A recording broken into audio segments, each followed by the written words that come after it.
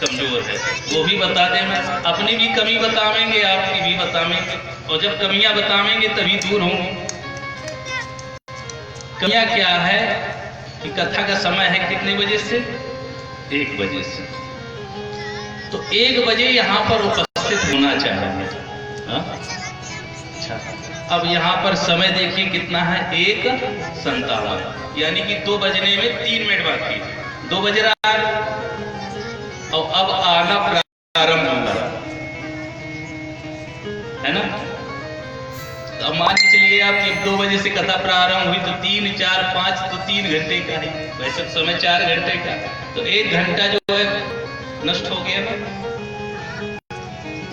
तो समय का ये 7 दिन का समय मिला है, ये शनै शनै धीरे धीरे सरकता चला जाएगा, 1 दिन की पूरा समय हो जाएगा। तो जितना लाभ ले सकते हैं उतना लेना चाहिए। तो आइए कथा में प्रवेश करते हैं। तो प्रथम प्रश्न तो परीक्षित जी महाराज से यह है कि हम और किसी से तो पूछेंगे नहीं, क्योंकि कुछ श्रोता आते हैं जाते हैं बीच में, लेकिन आप जो है मुख्य श्रोता हैं।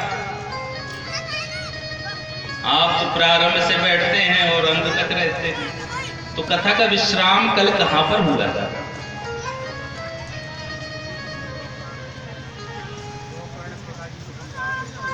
बहुत ही सुंदर, ध्यान से बिल्कुल कथा जो है परीक्षित जी महाराज सुनते हैं। यही जो है होना चाहिए कि कथा को अपने मन में नहीं, अपने हृदय में बैठा लेना चाहिए। गोकर्ण जी महाराज अपने पिताजी आत्मदेव पंडित जी को समझा रहे हैं, पिताश्री ये शरीर नाशवान है, एक दिन इसको नष्ट होना ही है, और इस देह को ही हम अपना मान बैठे। छिति जल पावक गगन, इन 5 तत्वों से ही मिलकर के ये शरीर बना हुआ है, और जिसको हम अपना मान बैठे हैं वो अपना है नहीं, और जो अपना है उसको हम याद नहीं करते, उसका स्मरण ही नहीं करते। जो जीव इस शरीर के अंदर बैठा हुआ है उसका तो हम स्मरण ही नहीं करते, उसको तो हम याद ही नहीं करते। मैं कौन हूं यह पहचानना बड़ा ही कठिन है, और इस शरीर को ही हम सब कुछ मान लेते हैं, और इसको एक दिन नष्ट होना ही है। जिसने इस मृत्यु लोक में जन्म लिया है उसको एक न एक दिन यहां से जाना है, चाहे वो कितना ही बड़ा सिद्ध क्यों ना हो, कितना ही बड़ा तो रश्मि क्यों ना हो, एक न एक दिन।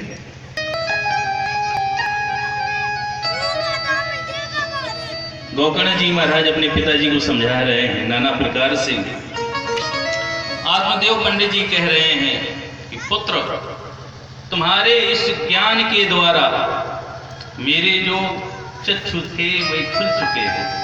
अब मुझे ये ज्ञान हो चुका है कि इस संसार में कोई किसी का नहीं है, सभी अपने अपने कार्यों से यहाँ इस संसार में आए हैं, अपनी अपनी भूमिका निभा रहे हैं।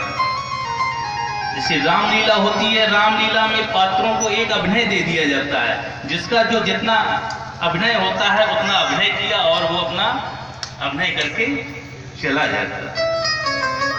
तो हम आपको यहाँ पर ईश्वर ने एक किसी को पिता के रूप में अभिनय दिया, कभी पिता का अभिनय करना पड़ता है, कभी पुत्र का, कभी पति का, माताओं को कभी माता का, कभी बहन का, कभी पुत्री का, ये अभिनय दिए गए। तो हम सब यहाँ पर आते हैं, अपना अपना अभिनय करते हैं और अभिनय कर करके चले जाते हैं।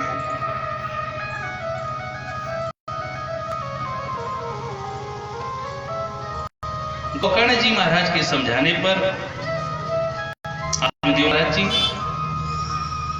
वन को प्रस्थान करते हैं और लौट करके नहीं आते।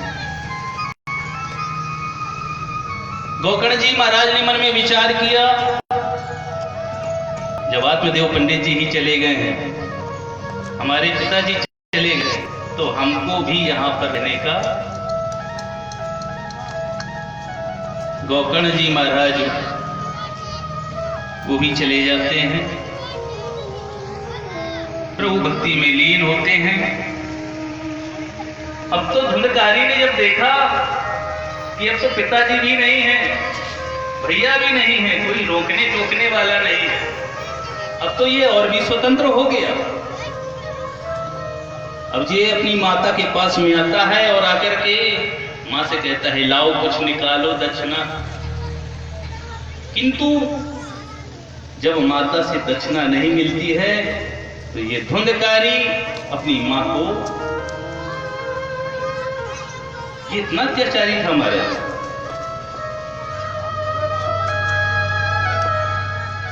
पितरियु पर तेना जननी ताड़िता भ्रसम। ये अपनी मां को मारता है, पीटता है।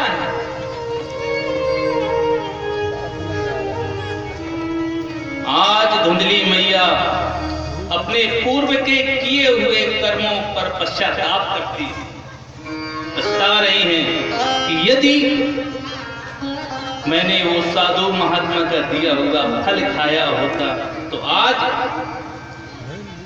मेरी जो संतान थी गोकर्ण जी महाराज के रूप में जो गाय से उत्पन्न, और ये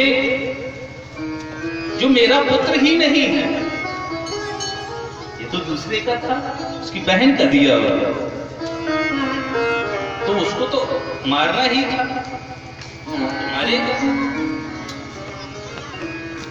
क्योंकि एक गांव देहात में एक कहावत कही गई है कि देखे जैसे बाप मथाई ओखे वैसे, कही गई है ना गांव देहात ऐसी कहते हैं। तो ये आत्मदेव पंडित जी की तो संतान थी नहीं,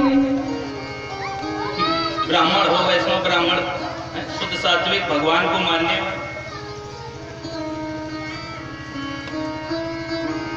अब तो इसको जब बहुत दुख हुआ तो इसने एक दिन जाकर के कुआं में डूब करके आत्महत्या कर ली, अपने प्राणों को त्याग दिया। अब तो ये धुंधकारी और भी स्वतंत्र हो जाता है। अब इसने जिन वेश्याओं का संग कर रखा था, अब यह उन्हीं वेश्याओं को अपने घर में लेकर आ जाता है। एक नहीं, दो नहीं, तीन नहीं, 5 वेश्याओं को लेकर के अपने घर में आता है।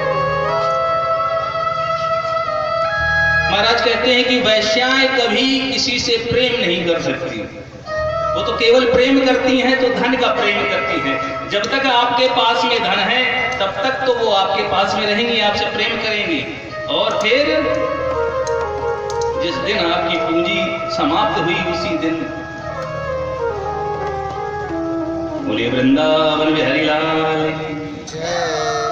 आज जयकारा लगवाते जाएंगे ताकि आपको मध्य में नींद ना आवे, क्योंकि कल हमसे किसी ने प्रश्न किया था, हम तक परीक्षित जी आपके ही घर में प्रश्न किया था किसी ने, बोले पंडित जी महाराज एक बात बताइए कि कथा में नींद क्यों बहुत आती। तो हमने कहा ये तो हमने प्रारंभ में ही बता दिया था, यही कथा के तो शत्रु हैं, एक तो निद्रा देवी और एक मनीराम।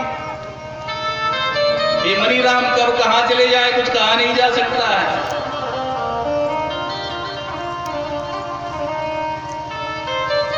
तो अब ये 5 वैश्याओं को अपने घर में लेकर के आता है, और अब तो ये महाराज चोरी करने लगता है।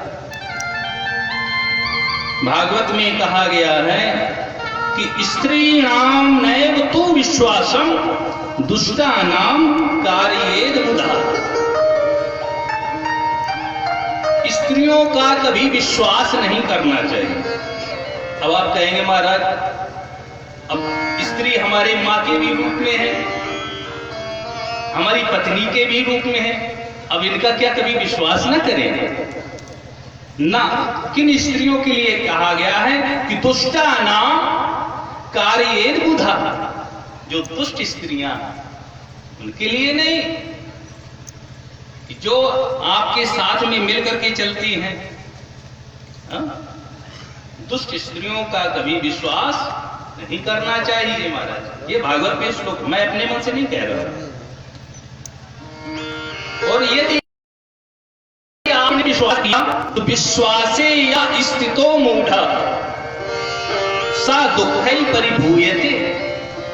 यदि आपने मूर्खतावश किसी कारण से विश्वास कर लिया तो आगे चल के आपका ये दुख का कारण बन जाए।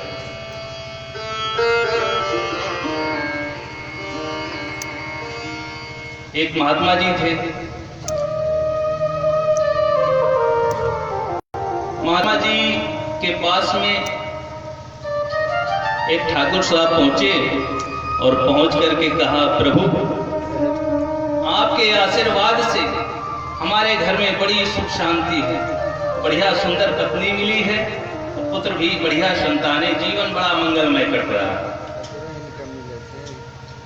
संत महात्मा बोले, वो तो होना ही था, प्रभु कृपा है, सब अच्छा है, लेकिन ये कैसे विश्वास कर लिया जाए कि आपकी जो पत्नी मिली है वो जो है आपके अनुरूप है? बोले नहीं महाराज, हमें तो पूर्ण विश्वास है। बोले परीक्षा कैसे ली जाए? बोले यदि परीक्षा लेना है तो एक काम करो। बोले क्या? बोले बाजार जाओ और बाजार जाकर के एक तरबूज खरीद लाओ और तरबूज को ले जाकर के घर में कहां पे छिपा देना जहां पर भूसा रखा रहता है। एक भूसा वाला घर एक अलग से बनाते हैं गांव देहातों में। बोले वहां रख देना, लेकिन किस तरह से रखना? बोले उसको काट देना और काट करके एक बोरे में रख देना, उसी भूसा में छिपा करके। बोले फिर महाराज? बोले और फिर इसके बाद में जाना अपनी पत्नी से कहना कि आज हमारा गांव में एक भैया से झगड़ा हो गया, गुस्से में आकर के हमने उसका सर काट दिया, और ऐसा कह करके कहना कर तो दिया हमने, लेकिन अब हम पश्चाताप कर रहे हैं कि इतना हमने जो पाप किया। बोले ठीक महाराज। अब ठाकुर साहब आए अपने घर में और अपनी पत्नी से जैसा जैसा महात्मा जी ने कहा था वैसा कह दिया। अब पत्नी एकदम से चौंकी। ठाकुर साहब बोले अरे आपने ये क्या कर दिया? जब ऐसा कहा बोले अब हो तो गया है, वो क्या करे? तो बोले कहां है वो सर? बोले सर तो हम काट करके ले आए हैं घर। बोले फिर घर में कहां है? बोले भूसा में जो है हमने छिपा के रख दिया, एक बोरे में बंद। बोले चलो दिखाओ। और जैसे ही लेके गए और दिखाया तो तरबूज से जो है कटा हुआ तो वो लाल लाल रस जो है टपक रहा था बोरे के अंदर, वो बंद तरबूज। बोले ये है उसका सर, काट तो हम ले आए हैं, इधर छिपा दिया। अब तुम एक काम करो कि अब किसी से इस बात की चर्चा न चलना, अब जो हुआ सो हुआ। किंतु अब संत की एक वाणी थी, संत को परीक्षा लेनी थी, तो महात्मा जी के कथा अनुसार जैसा ठाकुर साहब को कहा वैसा उन्होंने किया। अब धीरे धीरे समय बीता, समय बीतते बीतते अब एक दिन जो है ठाकुर साहब की जो पत्नी थी उनको चैन न पड़ी। अच्छा, माताओं में ये दोष बहुत होता है, कैसा कि पेट में कभी कोई बात पचती नहीं है महाराज। हाँ, चाहे जिससे बताएंगी अवश्य। अब तो एक दिन अपनी जो सहेली थी पड़ोस की, उससे जाकर के ठाकुर साहब की पत्नी ने बोले एक बात है बहुत दिनों से हमारे मन में डली है और क्या करें, चलो अच्छा। अरे बोले बताओ बताओ क्या बात है? बोले अब नहीं बताते हैं, तुम किसी से कह दोगी फिर वो बात। बोले अरे तुम हमारी प्रिय सहेली हो, हम क्यों किसी से कहेंगे? और जब ऐसा कहा तो बोले चलो अच्छा बता ही देते, लेकिन तुम्हारे ऊपर विश्वास है हमारा और तुम्हारे ऊपर विश्वास कर रहे हैं, तुम किसी से बताना नहीं। अच्छा देखना मूर्खता कि जब स्वयं किसी को बता सकती है तो क्या वो नहीं किसी को बता सकती? जब उसके पति ने मना किया था उसको नहीं बताना चाहिए था।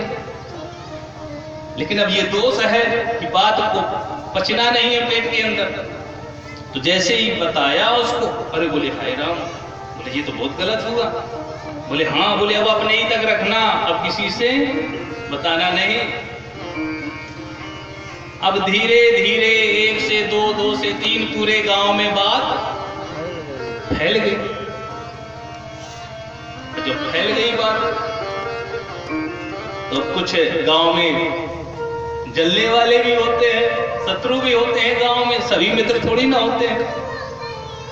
तो जो जलने वाले लोग थे तो उन्होंने तुरंत भाई उठाया फोन। अब तो बड़ी अच्छी सुविधा है, उठाया फोन 100 नंबर। हाँ, 100 नंबर की बड़ी अच्छी सुविधा है, माताएं बहुत लाभ लेती है 100 नंबर का। हाँ, जरा भी झगड़ा हुआ घर में तुरंत 100 नंबर लगा दिया। जब तक पुलिस आई तो पता चलता है कि मैटर क्या हो गया, समझे भी नहीं आता है बीच में।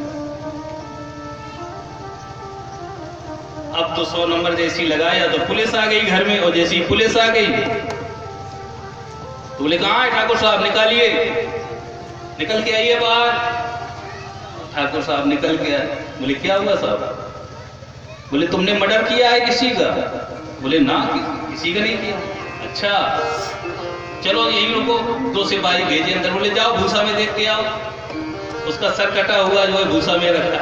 इतनी बात तक जो है थानेदार को पता चल गई कि जो लंबरदार ने सर काट के जो, ये समझिए आप। और जैसे ही गए भूसा से वो बोरा निकाला तो महाराज उसमें तरबूज निकल आया। अरे बोले ये झूठ बात इसलिए बता दी। तो महाराज जो भागवत में जो श्लोक लिखे हैं, रामायण में रामचरितमानस में जो चौपाइयां तुलसीदास जी महाराज लिख गए हैं, तो उनका भी एक कोई अनुभव रहा होगा जो उन्होंने ऐसा लिखा। तो भागवत में लिखा हुआ है कि स्त्री नाम नैव तु विश्वासम दुष्टा नाम कार्ये बुधा। दुष्ट स्त्रियों का कभी विश्वास महाराज नहीं करना चाहिए। अब तो ये धुंधकारी 5 वैश्याओं के साथ में चोरी करके आता है, उनको धन देता है।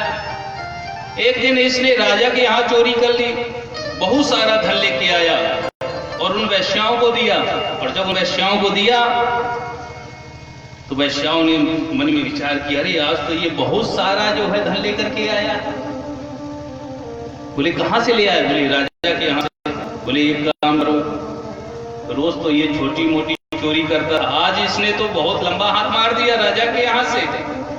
और यदि राजा को यह सूचना हो गई इसने चोरी की है तो ये तो मरेगा, और बाद में इससे पूछा जाएगा कि वो धन कहाँ है तो ये तुरंत हमारा नाम ले देगा। बोले इससे अच्छा तो ये है कि इसका जो है, हाँ महाराज सीताराम बोलो। अब जैसे ही रात्रि हुई, रात्रि में इसको वैश्याओं ने मदिरा का पान कराया। इतनी मदिरा का पान कराया इसको कि अब ये बेसुध सा हो गया। अब क्या किया कि इसको पकड़ करके चारों तरफ से, और इसको गले में इसके रस्सी डाली, और रस्सी डाल करके एक दूसरी तरफ खींचने लगे। और जैसे ही खींचने लगे तो ये चिल्लाया, और जैसे ही चिल्लाया तो एक वैश्या गई और जाकर के चूल्हे से जलती हुई लकड़ी लेकर के आकर के इसके मुंह में डाल दी। जो दुष्ट व्यक्ति होता है उसके प्राण भी साधारण नहीं निकलते हैं महाराज, बहुत कठिन, बहुत भोगमान भोगना पड़ता है तभी प्राण निकलते हैं। अब ये तड़प तड़प करके अपने शरीर को छोड़ता है। वो वैश्याएं सारा धन लेकर के चली जाती है।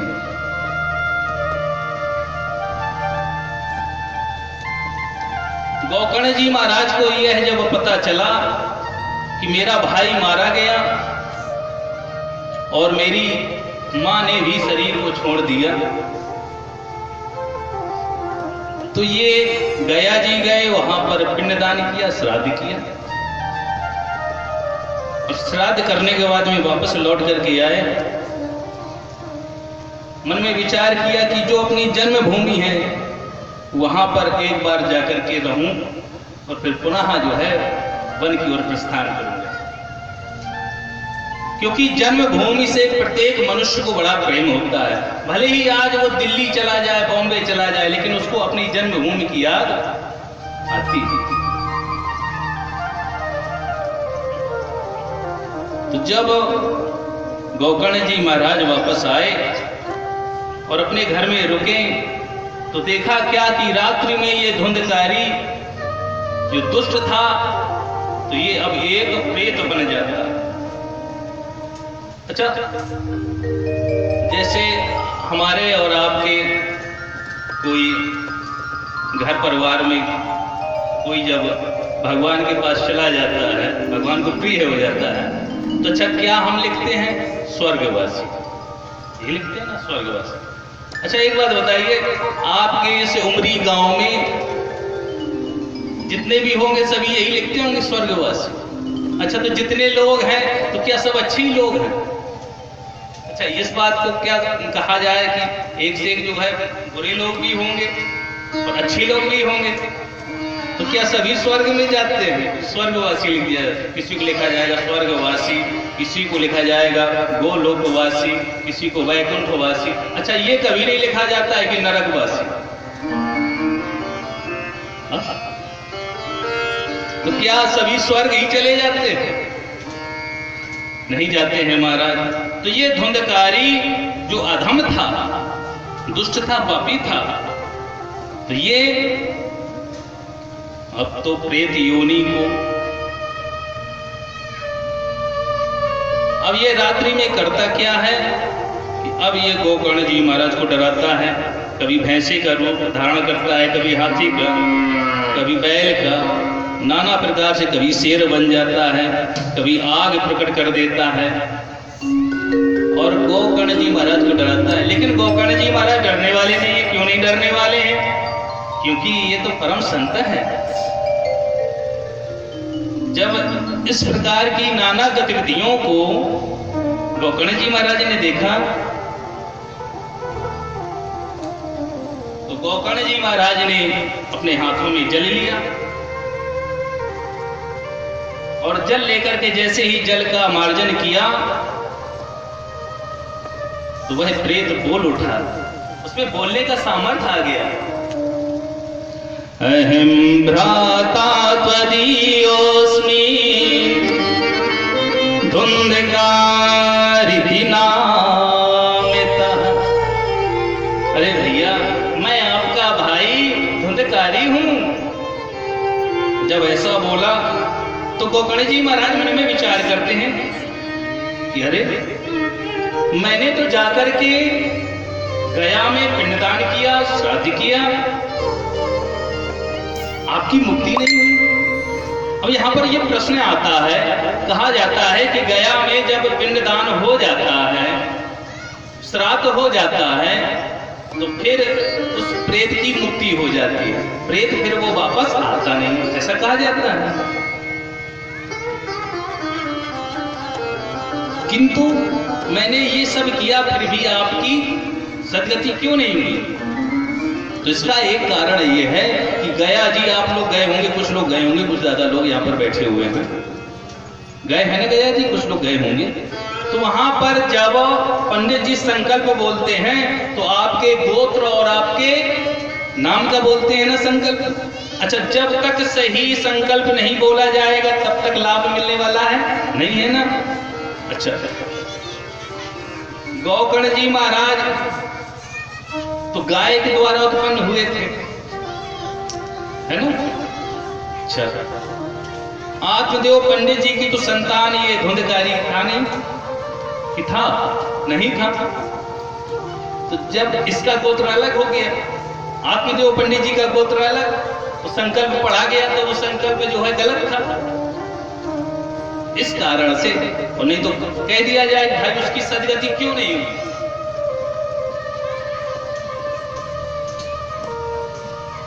और सूत जी महाराज सौनकादि ऋषियों को तो कथा सुना ही रहे हैं।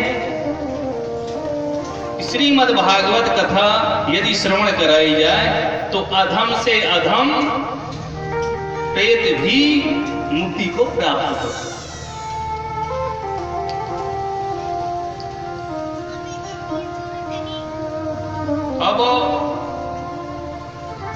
जब ऐसा धुंधकारी ने अपने भैया गोकर्ण जी से कहा तो गोकर्ण जी महाराज प्रातः होते ही आते हैं, नदी में स्नान करते हैं, सूर्य भगवान को जल देते हैं। तभी आकाशवाणी होती है कि आप अपने भ्राता को श्रीमद् भागवत कथा श्रवण कराइए, जिससे इनकी मुक्ति होगी। गोकर्ण जी महाराज आते हैं और श्रीमद् भागवत साप्ताहिक ज्ञान यज्ञ का आयोजन करते हैं। पंडित जी महाराज एक काले रंग का झंडा नहीं रखा इधर पीछे आपके ही पास में लगा, 7 गांठ का होगा। तो परीक्षित जी महाराज से जो है थोड़ा सा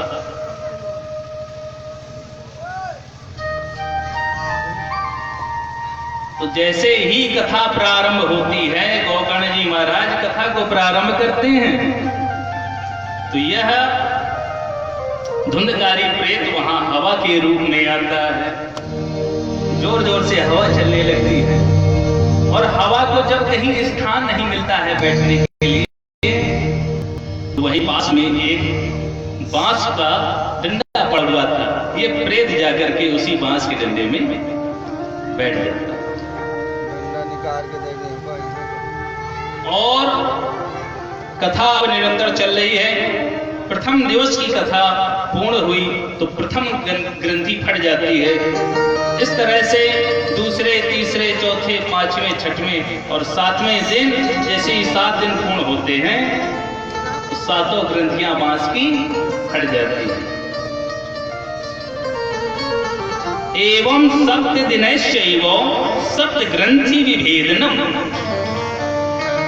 7 ग्रंथियां फट जाती हैं और यह प्रेत सर्वांग सुंदर शरीर से उस बांस से निकलता है और उसके लिए एक विमान आता है और वह धुंधकारी विमान पर बैठ करके तभी वहां पर बैठे और भी श्रोता थे। बोले महाराज कथा तो हमने भी सुनी है, तो हमारे लिए विमान क्यों नहीं आया? भाई धुंधकारी, केवल धुंधकारी ने तो कथा सुनी नहीं। जैसे यहाँ पर आयोजन हो रहा है तो कह दिया जाए कि केवल परीक्षित जी ने कथा सुनी। परीक्षित जी ने तो केवल कथा सुनी नहीं है, और भी श्रोता हैं, भैया हैं, दादा हैं, माताएं हैं, बेटियां हैं, सभी लोगों ने कथा सुनी। अब कह दिया जाए कि सबके लिए विमान क्यों नहीं आया, केवल धुंधकारी के लिए ही आया? क्योंकि धुंधकारी ने वह कथा ध्यान से मन लगा करके, एकाग्र चित्र होकर के वह कथा सुनी। कथा का लाभ तभी मिलेगा जब हमारा मन पूर्ण रूप से केंद्रित हो जाएगा। जब आप पूजा करेंगे,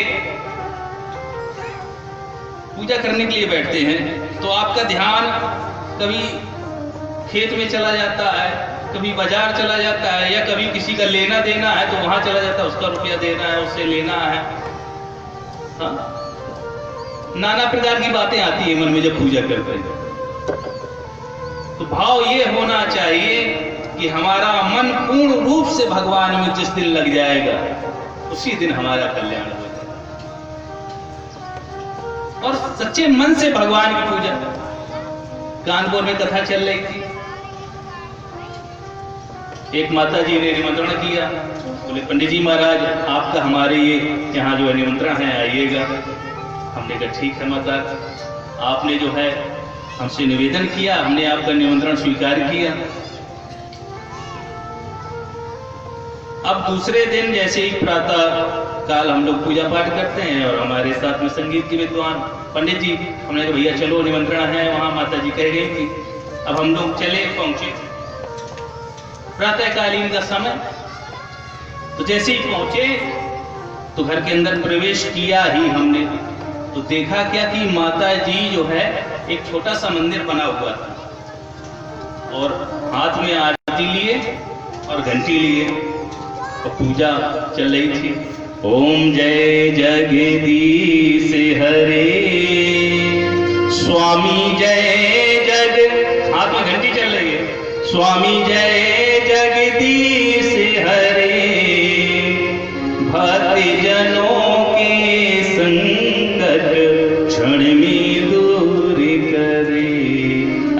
की मम्मी एक काम करो, वो दूध वाला आया कि अभी नहीं आया? माते पिता तुम मेरे। देखो बच्चों को स्कूल के लिए तैयार कर देना, उनको टिफिन विफिन भी लगा देना। अरे तुम्हें ठाकुर मेरे। अब थोड़ी देर बाद माता जी की दृष्टि हमारी तरफ पड़ी। अरे पंडित जी आप आ गए। जो ध्यावे फल पावे। हमने कहा माता जी आपको पूर्ण फल मिल गया। हाँ पंडित जी, हम जो है बड़े मन से पूजा पाठ करती हैं, सुबह सुबह जब के स्नान किया और हाँ हमारे पास और कोई काम नहीं, बहू अपना जो है भोजन बना लेती है, हम तो बढ़िया सुबह से लग जाते हैं भगवान की पूजा पाठ। अच्छा ये बताइए आरती के बीच में ये पप्पू की मम्मी और वो दूध वाला और टिफिन लगाना, क्या ये भी आरती के मध्य में था? अरे भाव तो ये होना चाहिए। दिल्ली की एक सत्य घटना है, वहां की एक माता जी वृंदावन से लड्डू गोपाल की मूर्ति लेकर के आई थी। सुना होगा आप लोगों ने कैसे थी। भगत की बस में है भगवान। मतलब आपके अंदर पूर्ण वो विश्वास होना चाहिए, पूर्ण भाव होना चाहिए, पूर्ण श्रद्धा होनी चाहिए, तभी तो मिलेंगे। तो पूर्ण भाव से मंदिर में रहते हो भगवान, कभी बाहर भी आया जाया करो। मैं रोज तेरे दर आता हूँ, कभी तुम भी मेरे घर आया करो। मंदिर में रहते हो भगवान, कभी बाहर भी आया जाया करो। मैं रोज तेरे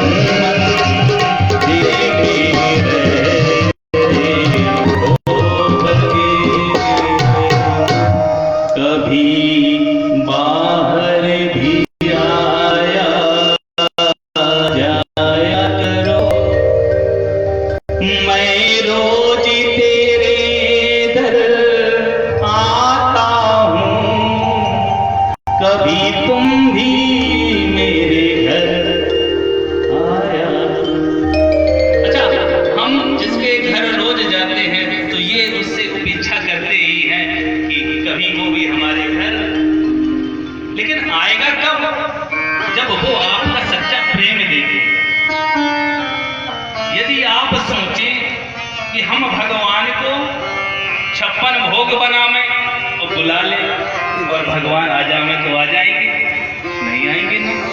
क्यों? क्योंकि दुर्योधन ने यही किया था। दुर्योधन ने गए थे दुर्योधन के यहाँ, नहीं गए थे ना। तो भगवान आपके प्रसाद के भूखे नहीं है, आपके भाव के भूखे। आपके भाव कैसे हैं? यदि आपके मन में किंचित मात्र भी यदि अहंकार घमंड रहा तो भगवान आपको मिलने वाले नहीं। जिस दिन वो अहंकार शून्य हो जाएगा, मान लीजिए कि आप भगवान के घर के पास में पहुंच गए।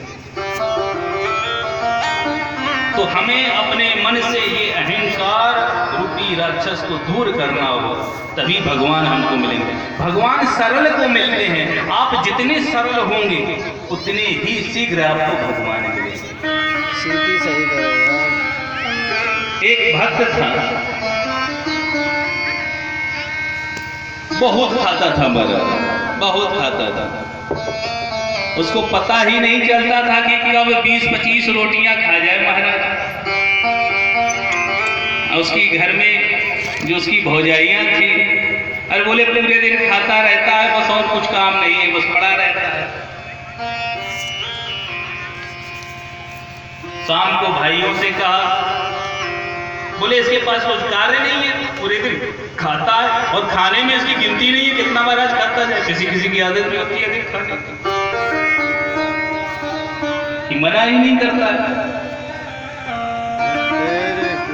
तो शाम को भाइयों ने कह दिया, बोले कल से यदि कार्य करना हो तो रुको, और नहीं तो ये घर छोड़ करके चले जाइए। महाराज वो इतना सरल कि वो घर छोड़ करके चला गया, और जब चला गया घर छोड़ करके तो पास में एक मंदिर दिखा। मंदिर में क्या देखता है कि एक महाराज पुजारी जी बैठे हुए हैं, बढ़िया चकाचक महाराज, लाल रखे हुए हैं, हाँ शरीर से खूब बढ़िया।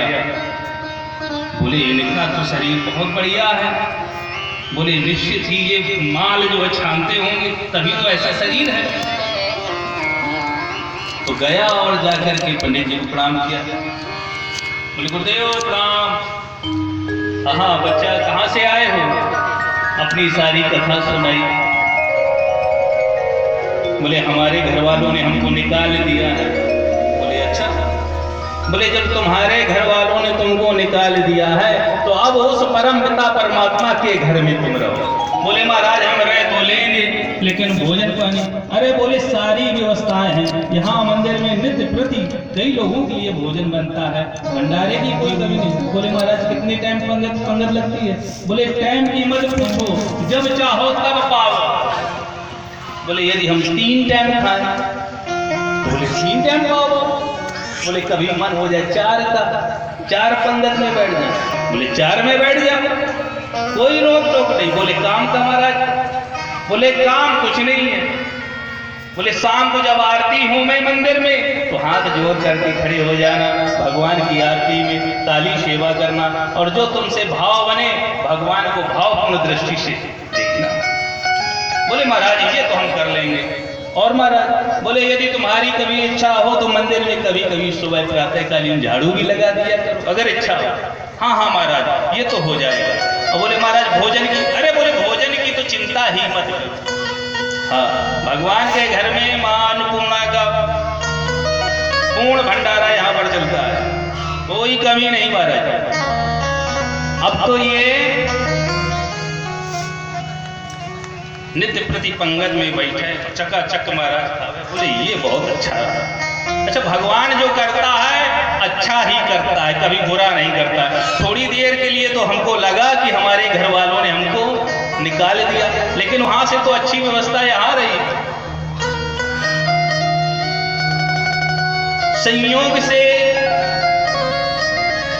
संयोग से क्या कहेंगे, वो तो एकादशी महीने में 2 बार जो है होती ही है।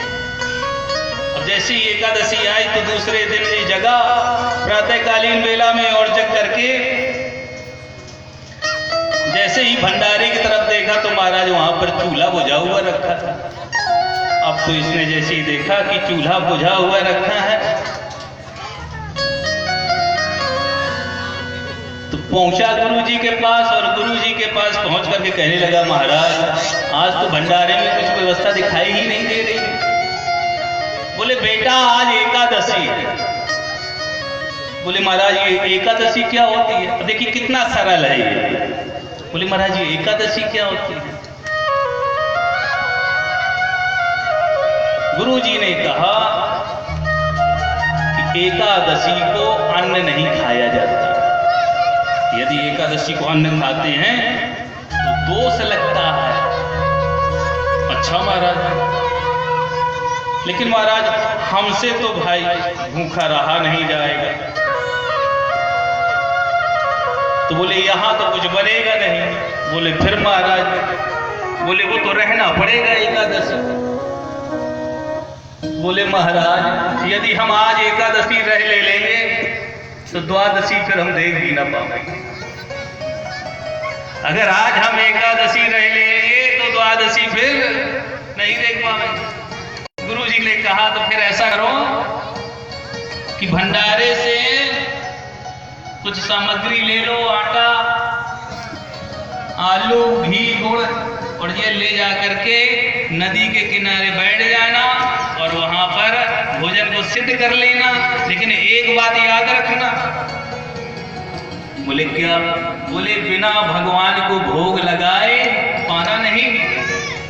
हाँ हाँ गुरु जी ये तो हम कर लेंगे। अब ये गया भंडारे में, एक सेर आटा लिया, आलू लिए, गुड़ घी लेकर के पहुंचा नदी के किनारे और पहुंच करके भोजन को सिद्ध किया। और जैसे ही भोजन को सिद्ध किया, खाने के लिए थाली लगा ही थी कि इसको तुरंत याद आ गई। बोले गुरुजी ने कहा था कि जब भोजन पाना तो उससे पहले भगवान का भोग लगा लेना। आप लोग भी हो सके तो ये नियम बनाइएगा, घर में जब भी भोजन पावे तो हाथ जोड़ करके ही, मंत्र आता हो या ना आता हो। हम आपको एक सरल सा भजन बताए दे रहे हैं। अब ये बैठ करके, इसको मंत्र तो आता नहीं था, तो भाव से, क्योंकि भगवान भाव की भूखे, मंत्र की कोई आवश्यकता नहीं है। अच्छा मंत्र हम खूब अपने मन से बोल रहे हैं, लेकिन हमारे अंदर वो भाव नहीं है। अब ये भाव से बुलाता है, अरे राजा राम आई, प्रभु राम आई, मेरे भोजन का भोग लगा जाइए। राजा राम आई, प्रभु राम आई, मेरे भोजन का भोग लगाइए।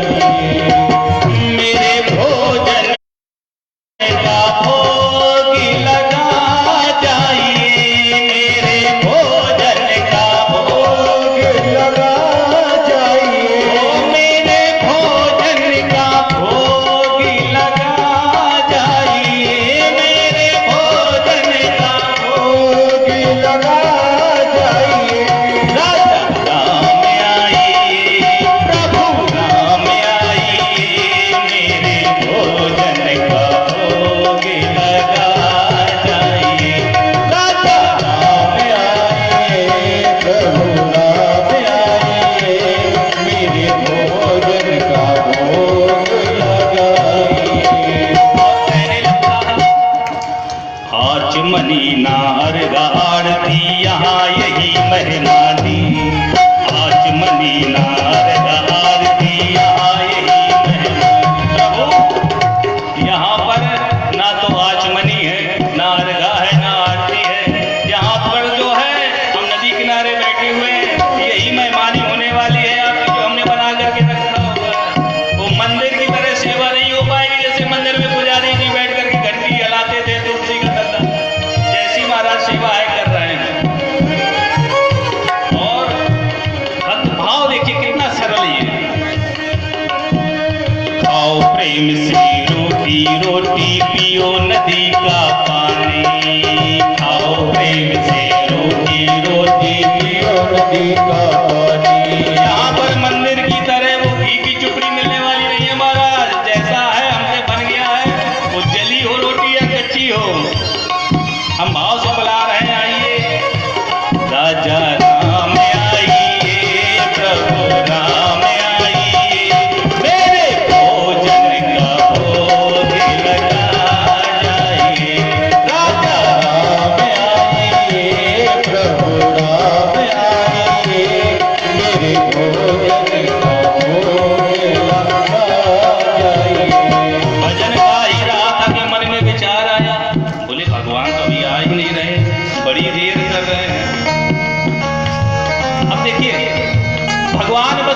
सी बात पर रीझ जाते हैं। कितनी सी बात पर? देखिए सरलता पर रीझते हैं भगवान, कितना सरल। भूल करोगे यदि तज दोगे भोजन रूखे सूखे, भूल करोगे यदि तज दोगे भोजन रूखे। एकादशी आज मंदिर में, एकादशी आज मंदिर में बैठे रहोगे भूखे। राजा राम आइए, प्रभु राम आइए, मेरे भोजन का भोग लगाइए। आज मंदिर में प्रभु एकादशी है, आप इस चक्कर में पड़े हो कि जो इसने रूखा सूखा बनाया है तो इसका प्रसाद खाने के लिए ना जाए। मंदिर में तो बढ़िया चकाचक व्यवस्था होगी, तो मंदिर में कुछ मिलने वाला नहीं है। हम ही देख करके आए हैं, हम ही अपने मंदिर से प्राण बचा करके आए हैं किसी तरह से, और जो हमने बनाया है यही पा लीजिए।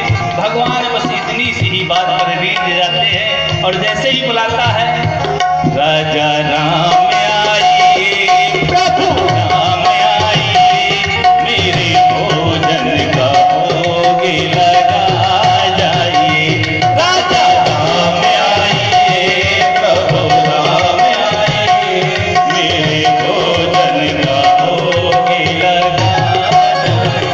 और तभी उसी क्षण भगवान माता सीता के साथ में वहां पर प्रकट हो जाते हैं। राम पाम दिस जानकी, माता सीता के साथ में जैसे ही वहां पर प्रकट होते हैं, भगवान को देखता है, और जैसे ही देखता है तो कहता है अरे दिखने में तो बहुत सुंदर लग रहे हैं। मन में ऐसा भाव आता है कि इनका दर्शन ही करता रहूं। लेकिन ये कमी हो गई। गुरुजी ने तो कहा था कि एक भगवान आएंगे, यहाँ पर तो दो भगवान। ये कमी हो गई। कभी टिकड़ों की तरफ देखता है, फिर भगवान देखने में तो बड़े अच्छे लग रहे हैं, फिर टिकड़ों की तरफ देखता है कि कम पड़ जाएंगे महाराज, ये तो दो आ गए, हमने तो एक की व्यवस्था कर रखी थी। आप हाँ बोले हम ही हैं जिसको आप बुला रहे हैं। अच्छा तो वैसे तो हमने एक लोगों के लिए ही बनाया था, किंतु आप देखने में हमको बहुत ही अच्छे लगते हैं, हम भूखे रह लेंगे, कोई बात नहीं, आप आइए आप आइए। भगवान ने माता सीता के साथ में बैठकर बड़े ही प्रेम से प्रसाद पाया। उसमें से कुछ टिक्कड़ बच गए। तो भगवान ने कहा भक्त अब तुम भी प्रसाद पाओ। बोले हाँ प्रभु, पाया प्रसाद। और प्रसाद पाने के बाद में बोला प्रभु ठीक है, आप लगे हमको बहुत अच्छे, और मैं भूखा तो रह गया, किंतु एक काम करिए आप। हाँ बोले हम तो अब चल रहे हैं। तो बोले ऐसा करिएगा, अभी से बताए जाइए कि अब कितने लोग आएंगे, क्योंकि आपकी बातों पर विश्वास नहीं होता है। एक को बुलावो तो दो आते हैं। बोले इसकी चिंता मत करो, हम आ जाएंगे। बोले ना प्रभु बताए जाइए कितने आएंगे। बोले आप निश्चिंत रहिए, हम आ जाएंगे। बोले ठीक है प्रभु। अब मंदिर में पहुंचा, पुजारी जी से कुछ नहीं बताया।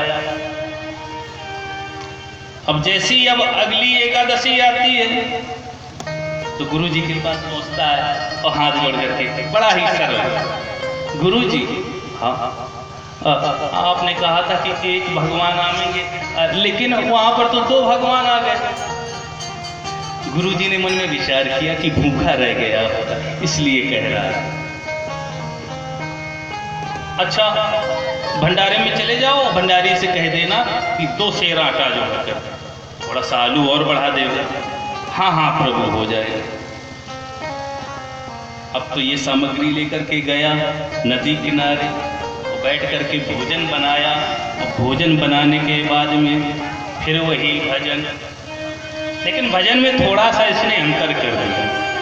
पहले तो केवल भगवान राम को ही बुला रहा था, जब इसने जाना कि संग में माता सीता जी भी आती हैं तो कहने लगा राजा राम आई, सीता राम आई, मेरे भोजन का भोग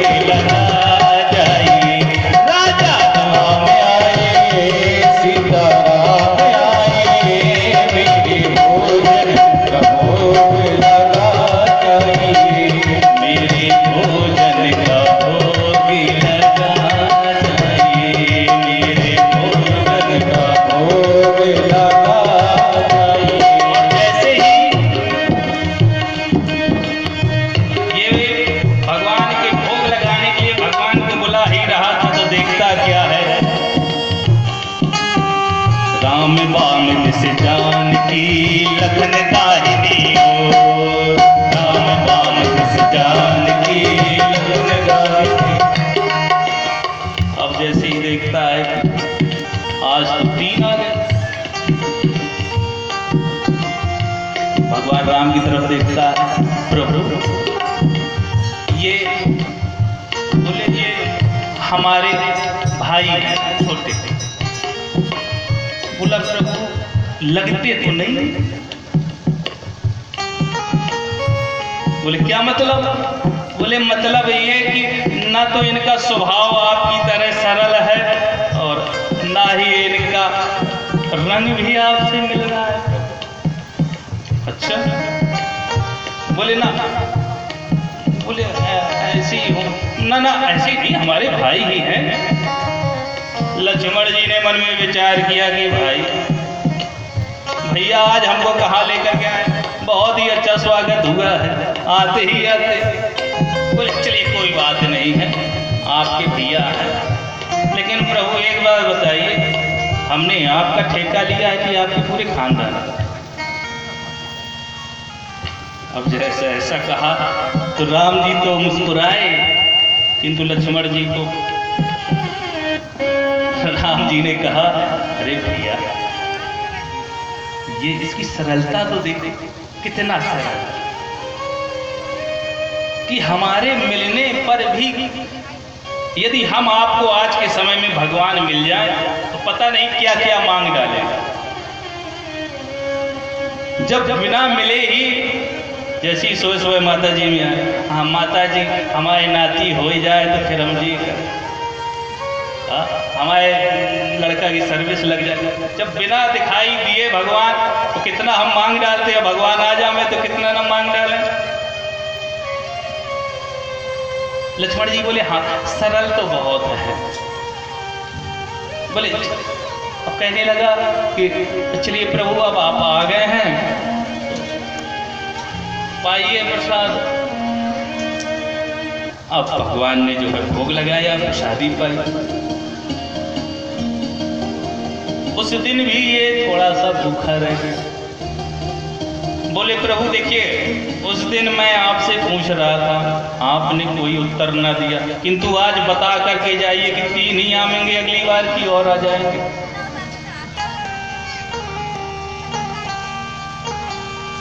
अब जब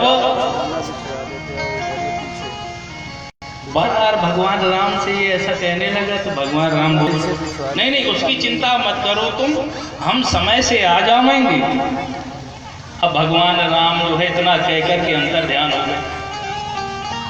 बोले लो आज फिर नहीं बता गए। बोले चलो नहीं बता गए तो नहीं बता गए, अब हम व्यवस्था ऐसी करके लाएंगे कि अब कम पड़ेगा ही नहीं।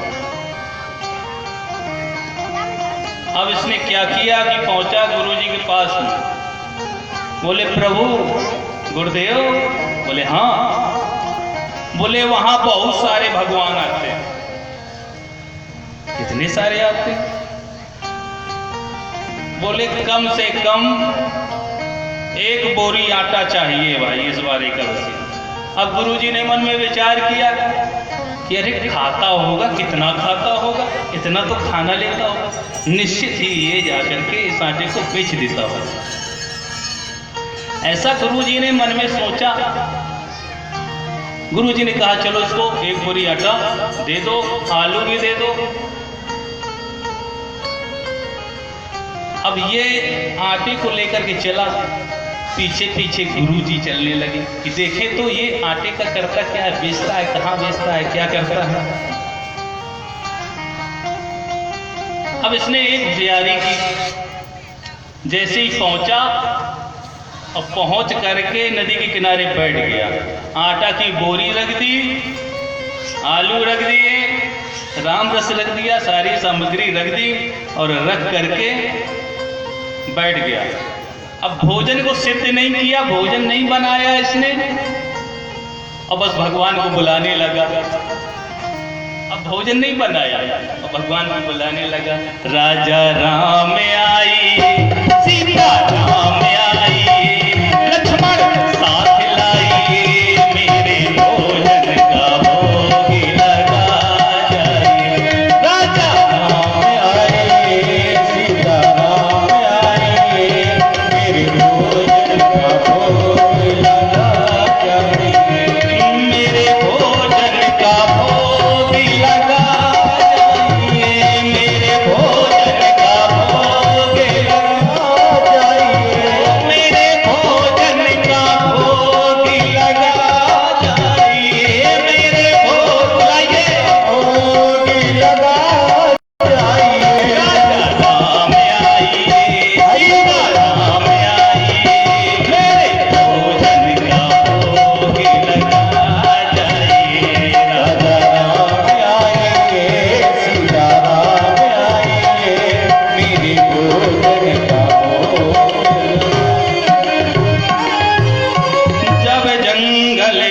भक्त ने कीनी करुण पुकार, तब ताक्षण में प्रगट भयो दिव्य राम दरबार। भगवान श्री राम संपूर्ण राम दरबार के वहां पर उपस्थित हुए। अब जब उपस्थित हुए तो अब जो तो देख कर बोले, प्रभु अभी इतना तो ठीक ही था कि केवल मनुष्य ही आ रहे थे, लेकिन अब तो बड़ी गड़बड़ी हो गई। क्या गड़बड़ी हो गई कि मैंने आज भोजन बनाया ही नहीं। अच्छा, भोजन, अब ये भोजन आप ही बनाइए प्रभु, मोते नहीं बनाते बनाए भोजन, मोते नहीं बनाते बनाए। बहुते दिनंग संग पाए प्रभु जी, बहुते दिनन संग, बहुत दिनों तक साथ में भोजन किया,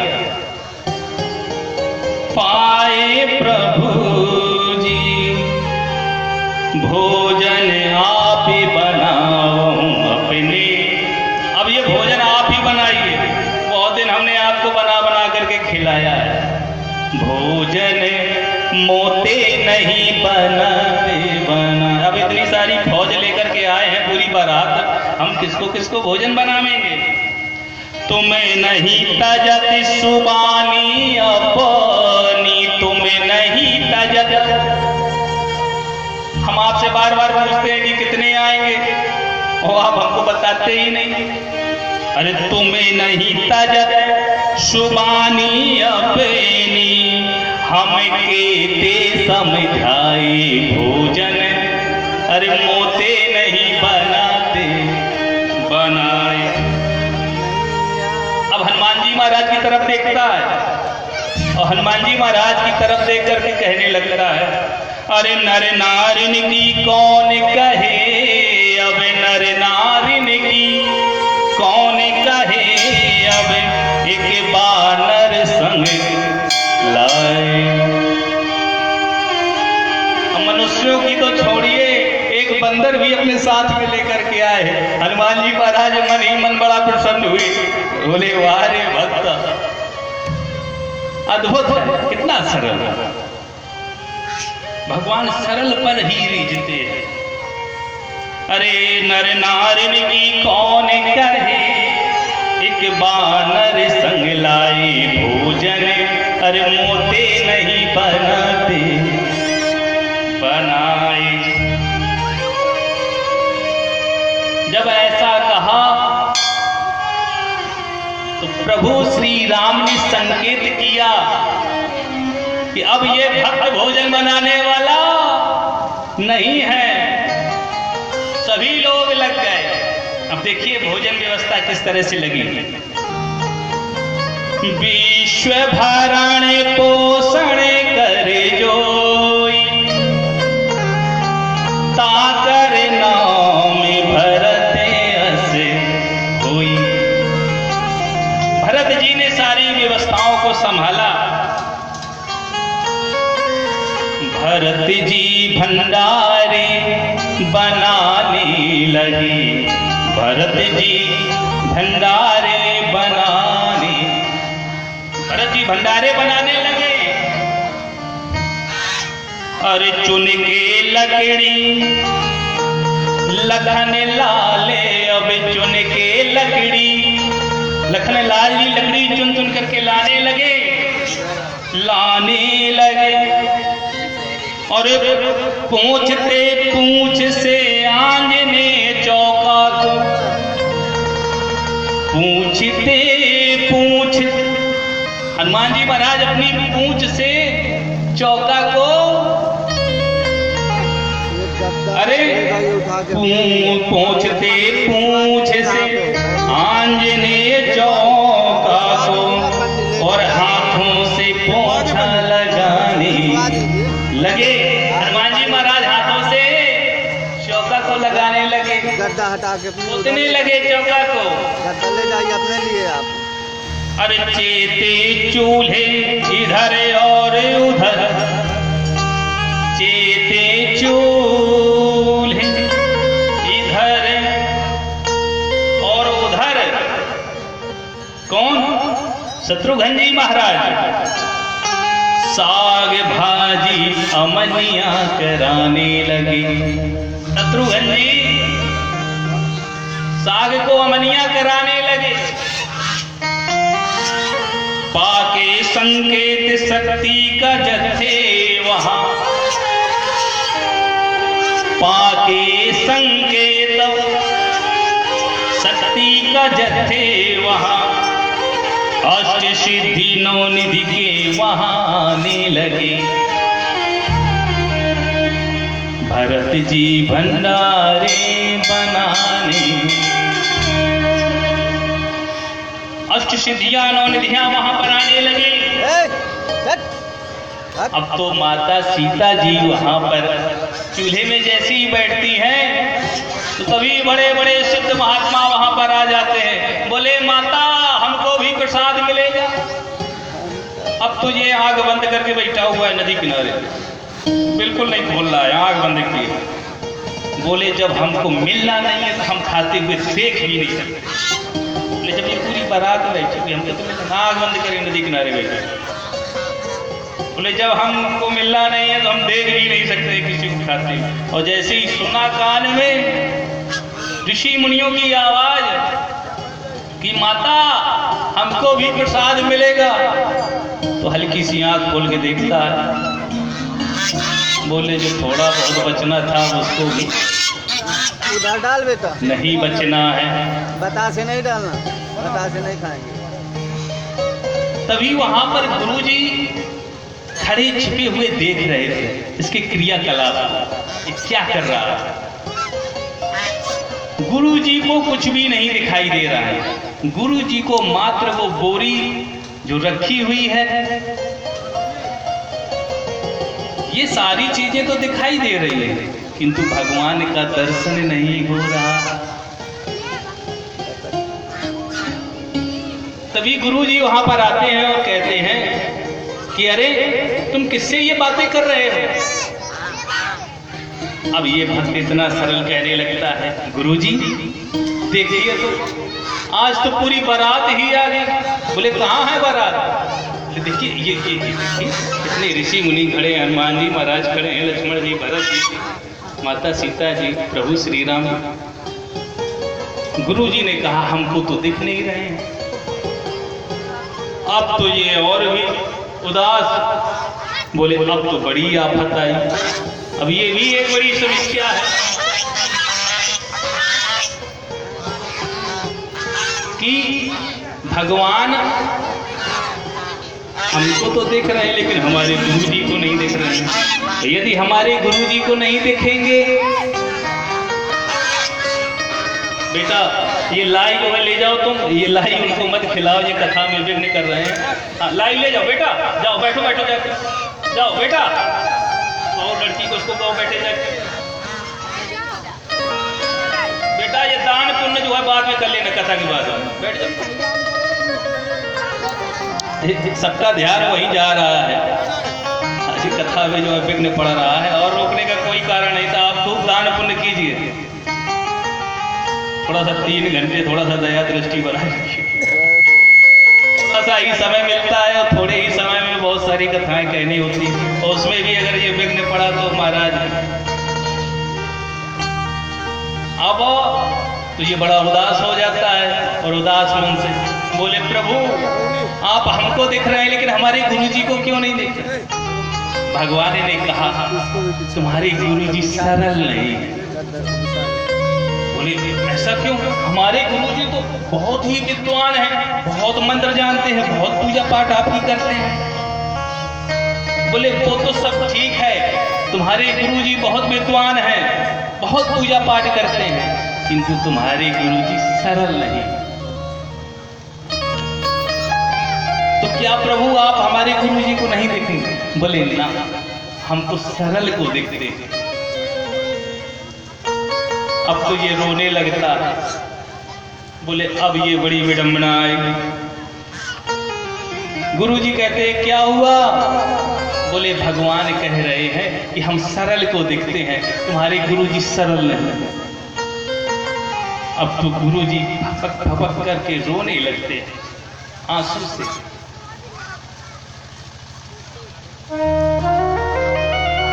जब देखा कि अरे जीवन में मैंने सब कुछ प्राप्त किया, ज्ञान अर्जन किया, कितनी विद्याएं अर्जन की, सब प्राप्त किया, किंतु कभी जीवन में सरलता नहीं आ पाई।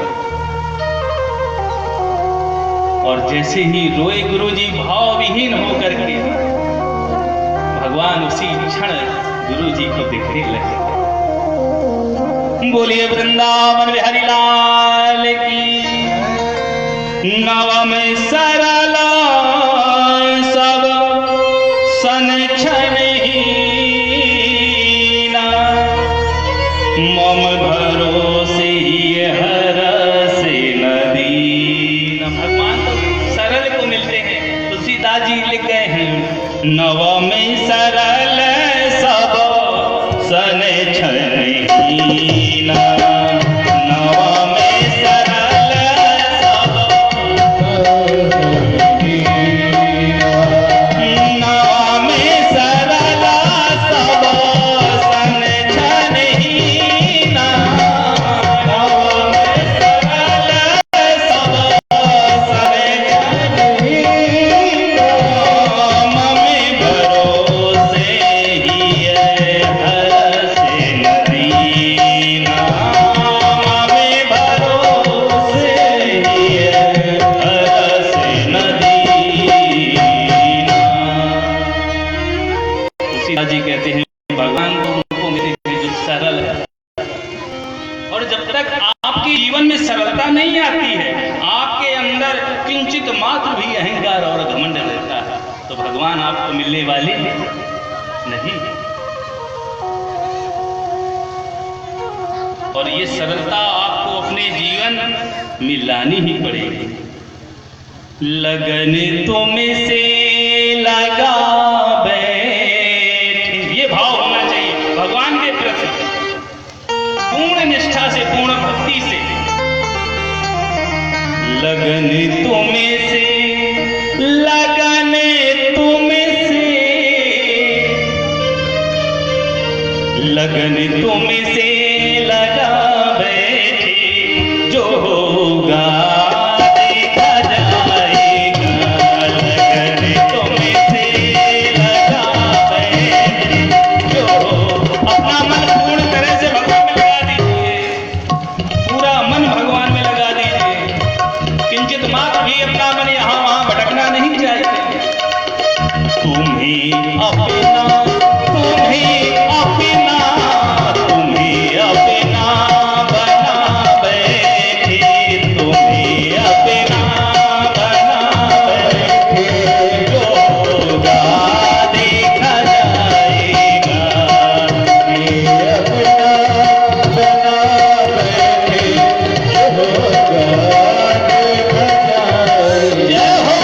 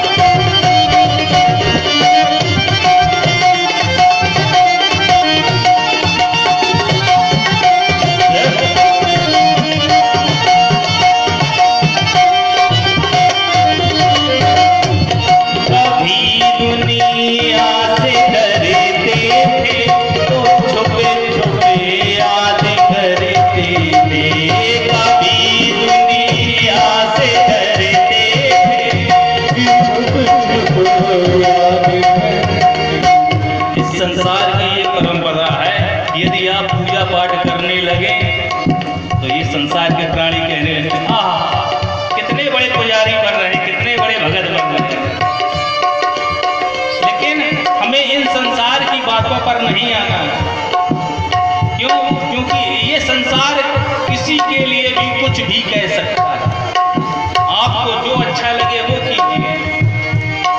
कभी दुनिया से डरते थे तो छुपे छुपे याद करते थे। कभी दुनिया से डरते थे छुप छुप याद करते। सर में सब पे दिखा बैठे, सर में सब पे दिखा बैठे। जो होगा देखा जाएगा।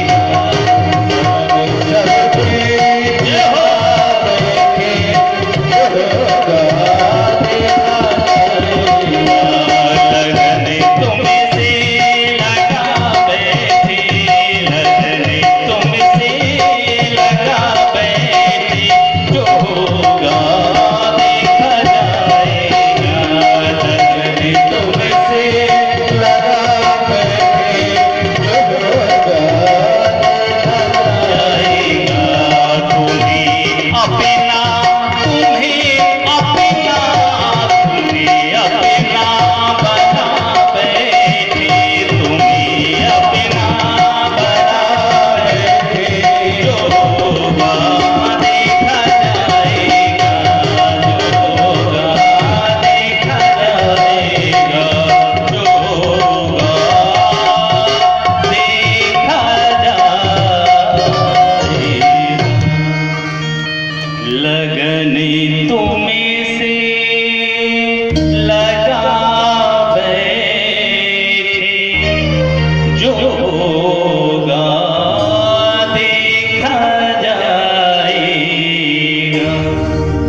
तुम्हें अपना, तुम्हें अपना, तुम्हें अपना बना बैठे।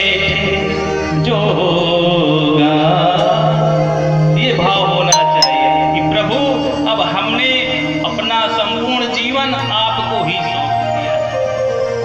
अब सौंप दिया इस जीवन का सब भार तुम्हारे हाथों में। ये भाव होना चाहिए। और जब आप अपनी पतंग की डोरी उस परमपिता परमात्मा के हाथों में दे देंगे तो आपकी पतंग कभी कटने वाली नहीं है। किंतु पूर्ण विश्वास होना चाहिए। जब आपको पूर्ण विश्वास होगा तभी भगवान मिलने वाले हैं।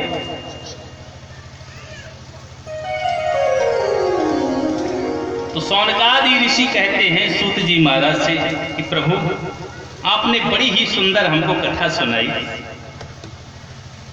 सूत जी महाराज जी कथा सुना रहे थे ना सौनकादि ऋषियों को।